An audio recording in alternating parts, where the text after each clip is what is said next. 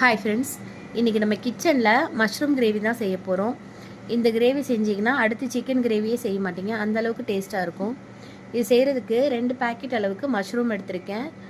அதை 2ஆக கட் பண்ணிவிட்டு ஒரு பவுலில் சேர்த்து வச்சுருக்கேன். 1 table spoon chilli powder, 1/2 teaspoon மஞ்சள் தூள், 1 டீஸ்பூன் சால்ட் சேர்த்து நல்லா மிக்ஸ் பண்ணி 1/2 மணி நேரம் ஊற வச்சுக்கலாம். மஷ்ரூம் ஃப்ரை பண்ணுறதுக்கு கடாயில் எண்ணெய் சூடு பண்ண வச்சுருக்கேன். சூடானதுக்கப்புறம் மஷ்ரூம் சேர்த்து ஃப்ரை பண்ணிக்கலாம். ஃபுல் ஃப்ளேம்லேயே வச்சு ஃப்ரை பண்ணணும், இல்லைனா மஷ்ரூம்லேருந்து தண்ணி ரிலீஸ் ஆகி வந்துடும். இந்தளவுக்கு லைட்டாக ஃப்ரை பண்ணால் போதும், எடுத்துடலாம்.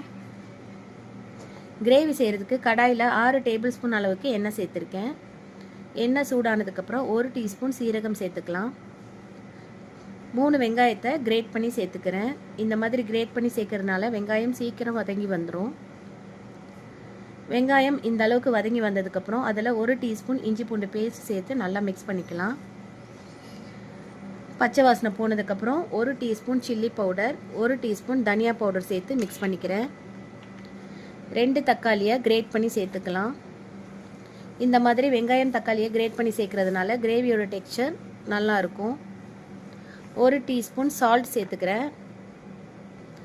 7 முந்திரி, 10 பாதாம், இதை ஃபைன் பேஸ்ட்டாக அரைச்சி ரெடி பண்ணி வச்சுக்கலாம். வெங்காயம் தக்காளி இந்த அளவுக்கு நல்லா மேஷ் ஆகி வந்ததுக்கப்புறம் எண்ணெயெல்லாம் நல்லா பிரிஞ்சு வந்துருச்சு. இந்த ஸ்டேஜில் முந்திரி பேஸ்ட்டை ஆட் பண்ணிக்கலாம்.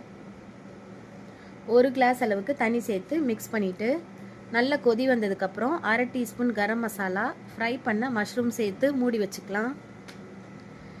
7-8 நிமிஷத்தில் எண்ணெய் நல்லா பிரிஞ்சு கிரேவி ரெடி ஆயிரும். இந்த கிரேவி சப்பாத்தி, கீ ரைஸ் கூட வச்சு சாப்பிட்றதுக்கு சூப்பராக இருக்கும். இப்போ டேஸ்டியான மஷ்ரூம் கிரேவியை சாப்பிட்டு என்ஜாய் பண்ணலாம்.